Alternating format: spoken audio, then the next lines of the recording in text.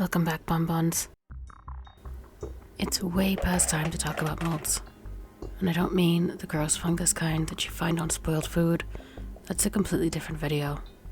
Because chocolate molds can be intimidatingly expensive, I'll be starting with the cheapest ones.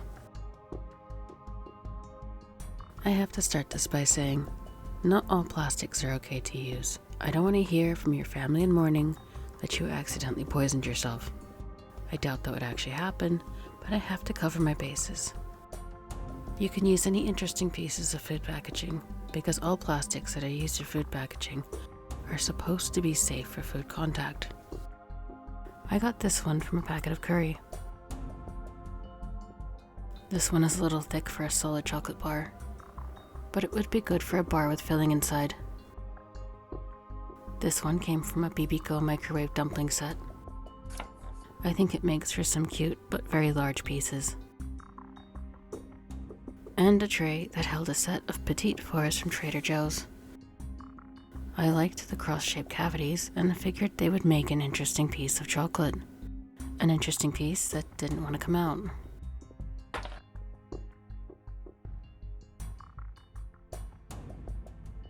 If you're careful with these pieces of thin plastic, you can get multiple uses out of them before they crack or become deformed.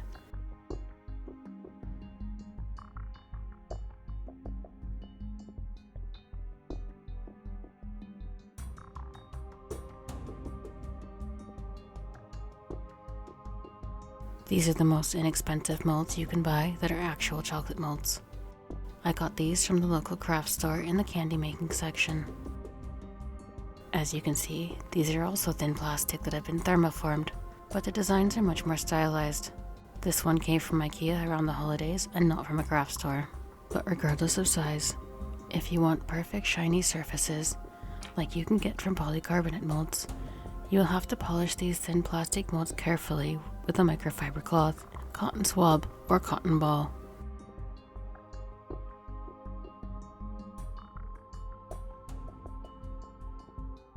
Because these molds are made from thin plastic, they aren't meant to last for very long. Removing the packaging staples on some of them has to be done very carefully to not crack the plastic like this. Because these molds are very thin, you have to be very gentle with them. Tap the bottom lightly with your hand, or very gently tap them on the table to get the bubbles to rise to the surface.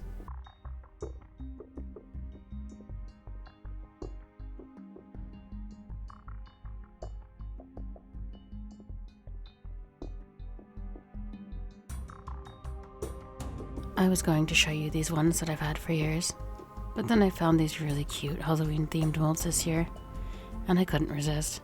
But once again, make sure that they are food grade molds when you buy them. It will say on the label if it's safe for food or not. Not all silicone is made the same, and others can contain toxins that can leach out into the chocolate.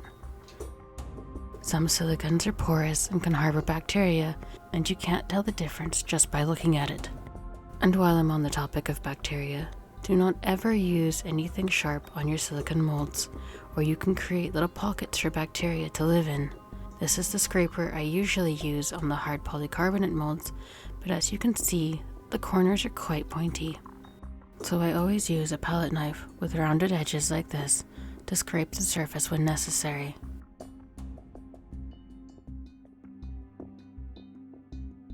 I bought this one from the Think Geek website years ago. It's got zombies and gravestones and various other fun Halloween pieces. Something to note is that not all silicone molds will give the same result. You can see that between this one and the gravestones. The gravestones have a shiny surface on the inside of the mold, and the zombies have a matte surface. As I demonstrated in the Black Rainbow video, tempered chocolate mimics whatever surface it's touching. If it's shiny, then your molded chocolate will have a shiny sheen, and if the surface is matte, it will have a matte surface. With highly detailed molds like this, I prefer to use a brush, one that is clean and has never been used for anything besides chocolate, and paint the chocolate in. It helps get the chocolate into all the details of the silicone. But you can also just use a piping bag as well. While this is much faster, it is much more prone to air bubbles. Lastly, With all of these silicone molds, you can see how much more detail there is and how sharp the straight edges and lettering are. That detail also applies to seal the inclusions into the silicone, like these sprinkles that were added to this one for some reason. That doesn't mean thermoform molds can't have lots of details, they just won't have crisp edges on said details. Sharp details like these are really only possible with silicone. This one is a good example of a mold that could be in silicone or hard plastic. As you can see, it's very simple, just a half-egg design with a matte surface. But even though it looks minimal with no details, it opens up all kinds of opportunities for decorating with cocoa butter, just like painting Easter eggs. There's one more benefit of silicone. You can make your own molds as a hobbyist. These are 2 that I made. The process is fairly extensive, so it'll be its own video at some point. You can also request a business to make custom molds for you in silicone, but that's very expensive, so I don't have any examples to show you.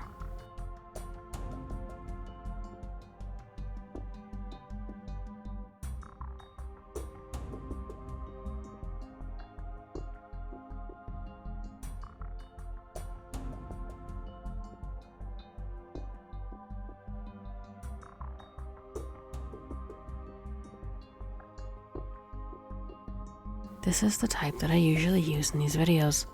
They are molds used in most professional settings and last for a very long time if they're taken care of properly. I've had some of mine for more than 10 years now. The cavities of molds like these are polished to a high sheen, so your chocolates always come out shiny. This type of mold enables you to make a lot of pieces quicker than the other types. There are loads of options for designs available for this kind of mold. These are a submodel of the regular polycarbonate molds. One side has a removable steel plate held in place with magnets so that you can use transfer sheets.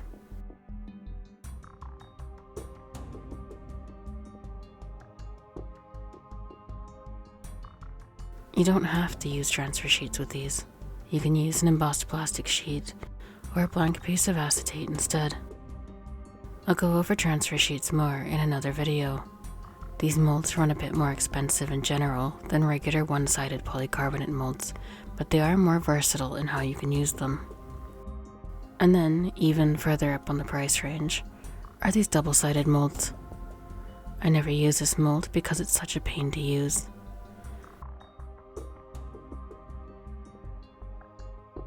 It's hard to ensure an even layer of chocolate. Professional places have a machine that rotates the mold while the chocolate is setting, kind of like this.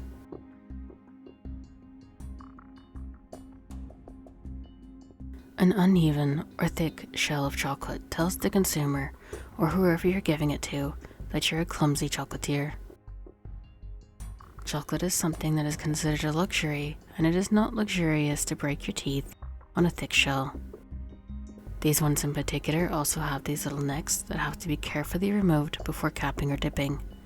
I cannot recommend this mold to you. When making truffles at home, you're better off with half-sphere molds like this that you just stick together after filling.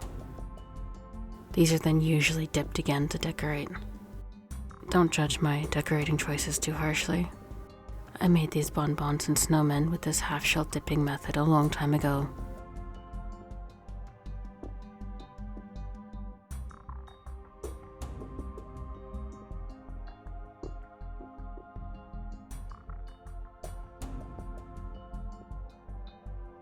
How deep are the cavities? Are they going to work for the fillings that you want? These are far too thin for fillings, but inclusions like small pieces of nuts or fruit could be used.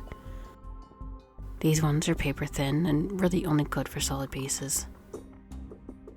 Pieces this small can be filled if so desired, but because the amount of filling that can be fit into them is so small, the flavor of the chocolate is going to overwhelm the flavor of the filling, and there won't be a good balance. Sites that sell polycarbonate molds usually have the dimension listed. These are the dimensions of the piece, and this is the weight of how much chocolate will fit into one cavity. Don't be fooled into thinking the same shape only comes in one size. 2 molds with the same design can have very different sizes. There's also versatility. You can use a different design for each flavor, which would require more molds, or you can choose one basic shape and decorate it in different ways. I find the basic heart far easier to decorate for distinct pieces than any of these other ones that I have. Going back to the issue of heart angles for a moment, molds like this one are prone to air bubbles because the design has sharp corners where the air bubbles get trapped. I actually correct this one, trying to beat all the air bubbles out. The sides are angled to facilitate release, but corners and tight angles always attract air bubbles.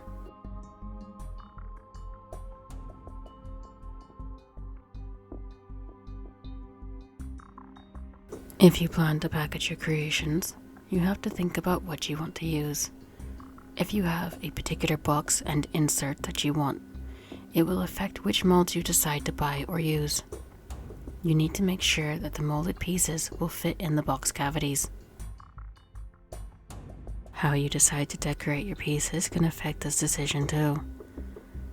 These large hearts fit snugly in this packaging, but if it's too tight, the packaging can leave scarring on the chocolate. You worked hard to make them beautiful. Don't ruin it at the end.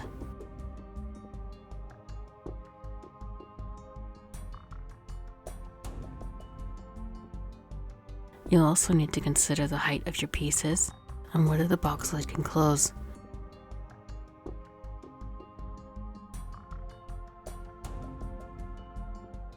Prepare a bubble bath in the sink to start with.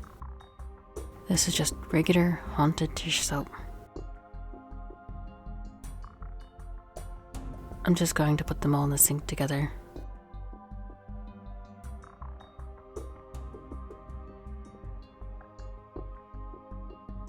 I like to use these gloves that have these little rubber nodules to help remove any leftover chocolate in combination with this sponge that does not have an abrasive side. Gently wash the molds, making sure to get into all the small spaces where bacteria could be missed.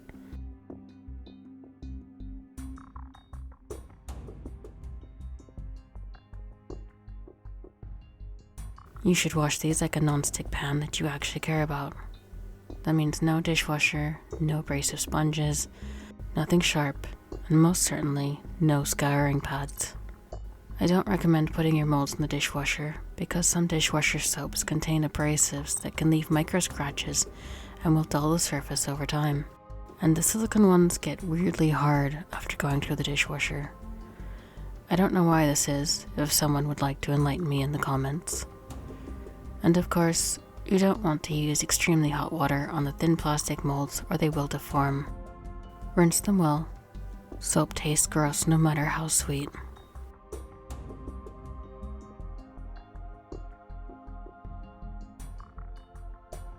For the polycarbonate molds, shake as much excess water off as possible, and then use a microfiber cloth or a cotton ball to remove any leftover water droplets.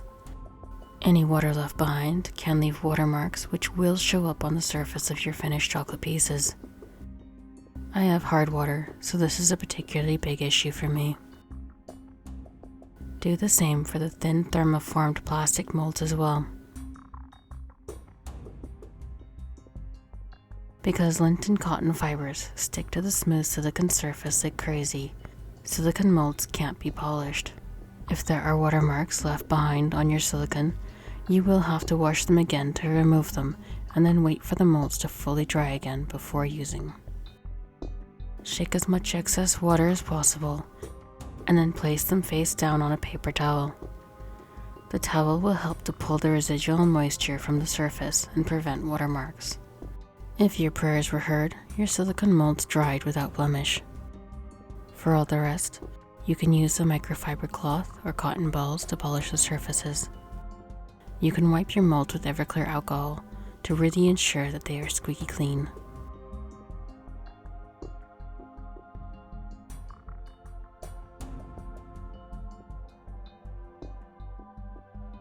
For the plastic molds, keep them in a dry place away from the light. UV rays don't discriminate between plastic and children of the night. The silicone molds are best kept in a Ziploc bag to protect them from collecting dust and lint. I'm including a paper towel in this one for any potential residual moisture since these were just washed. I'm not going to use these again for a while, so they can go into deep storage.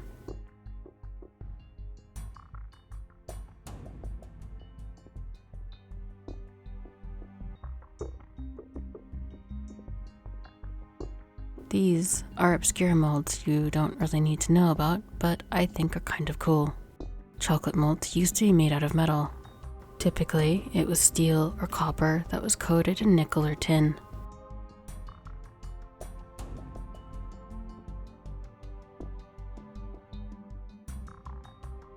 I've seen some bakers coat madeleines in chocolate with baking pans, so I thought I'd give it a try for this video.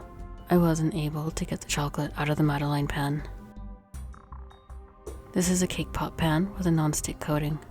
With any bonbon mold, whether the mold is made from plastic or metal, it must have a lower thermal expansion property than chocolate does, or the chocolate will not release when it's demolded.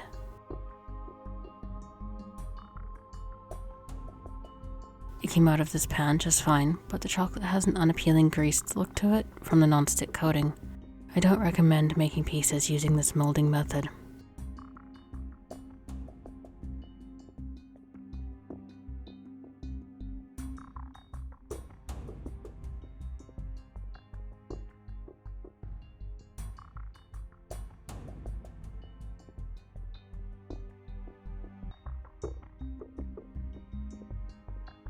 Parting is such sweet sorrow, so subscribe to learn more about sweets with me again.